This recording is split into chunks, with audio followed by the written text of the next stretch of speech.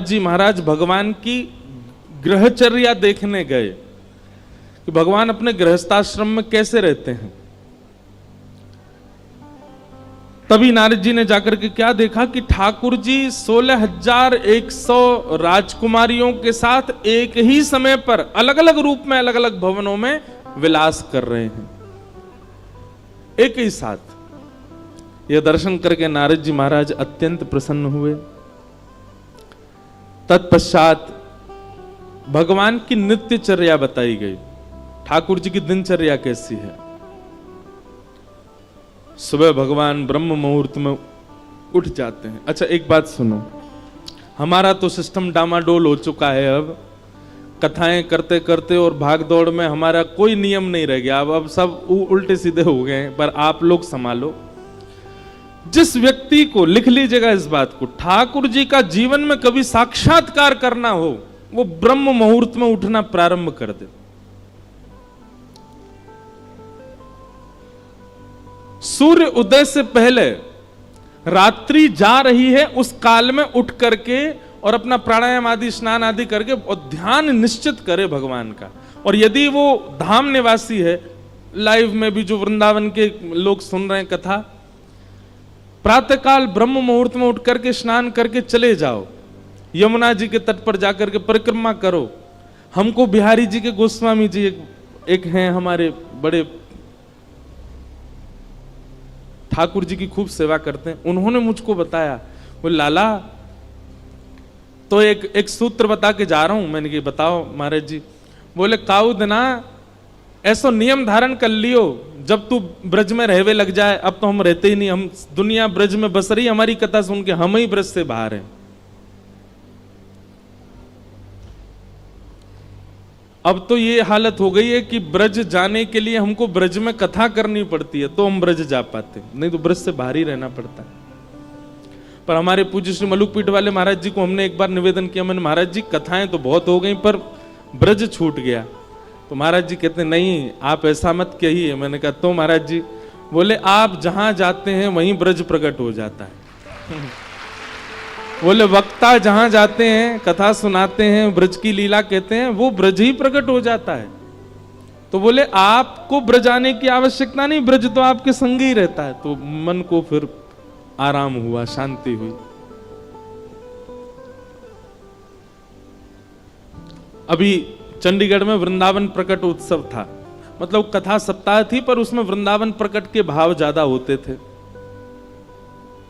अभी तक हमको बताते हैं कि महाराज जी वो मेला ग्राउंड था जहां कथा थी। अब लोग बाग वहां जो नित्य नियमित कथा सुनते थे वो वहां से अपने दफ्तर ऑफिस कॉलेज कहीं भी जाते हैं, रुक करके वहां उस स्थान को प्रणाम करते हैं, वहां की रज लगाते हैं। बोले वृंदावन है, यहाँ कथा हुई। और अब चंडीगढ़ के सब लोग लगे हैं उसका नाम मेला ग्राउंड ना करवा करके सीधा वृंदावन ही करवा रहे हैं। वो वृंदावन है ये,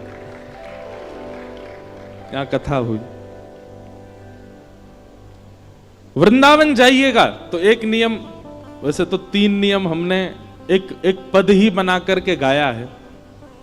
राधिका रानी जी, वृषभानु दुलारी जी, साथ बैठ करके प्रसाद पाते हैं और फिर विश्राम करते हैं। इस प्रकार ठाकुर जी के सारे नियम बताए गए। दिनचर्या कैसी ठाकुर जी की। आगे राजसूय यज्ञ का प्रसंग सुनाया गया।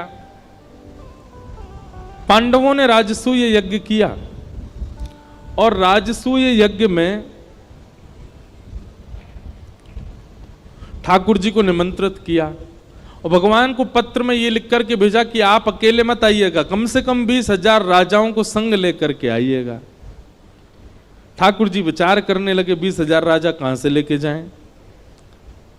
तभी जरासंध जिसने मथुरा पर चढ़ाई की थी, एक प्रकार से भगवान के नाना लगते हैं जरासंध। क्यों? क्योंकि कंस के ससुर जी हैं जरासंध, तो मामा के ससुर जी भी नाना ही लगते हैं। तो जरासंध ने 20,000 राजकुमारों को बंदी बना रखा है। ये खबर ठाकुर जी को पता चली तो भगवान ने फिर योजना बनाई, पहले जरासंध के यहाँ जाएंगे, वहां से 20,000 राजकुमारों को मुक्त करके फिर जाएंगे यज्ञ में। भगवान अपने साथ अर्जुन और भीम को लेकर के जरासंध के यहां गए। मगध नरेश, बिहार के राजा हैं जरासंध। जरासंध सामान्य नहीं था, 10,000 हाथियों का बल था जरासंध में, जिसको भगवान ने 17 बार हराया और 18वीं बार रण छोड़ करके भगवान द्वारिका भाग गए थे मथुरा से। क्यों भागे थे? क्योंकि जरासंध ब्राह्मणों को अनुष्ठान पर बैठा करके आया था कि अब की बार मैं हारना नहीं चाहिए, यदि हारा तो आप सबको जान से मार दूंगा, और यदि जीता तो इतनी दक्षिणा दूंगा कि आप ब्राह्मणों को कभी किसी से मांगना नहीं पड़ेगा। तो ब्राह्मणों के हित के लिए भगवान रण छोड़ करके भाग गए। आज भगवान पुनः जरासंध के यहां जा रहे हैं। रूप बदल करके गए, भेष बदल करके गए, अर्जुन, भीम और भगवान। जरासंध का नियम है कि वो ब्राह्मणों को मुंह मांगा दान देता है, क्योंकि ब्राह्मणों के आशीर्वाद से जीता था।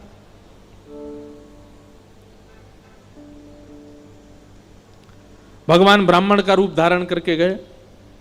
जरासंध ने कहा, मांगिए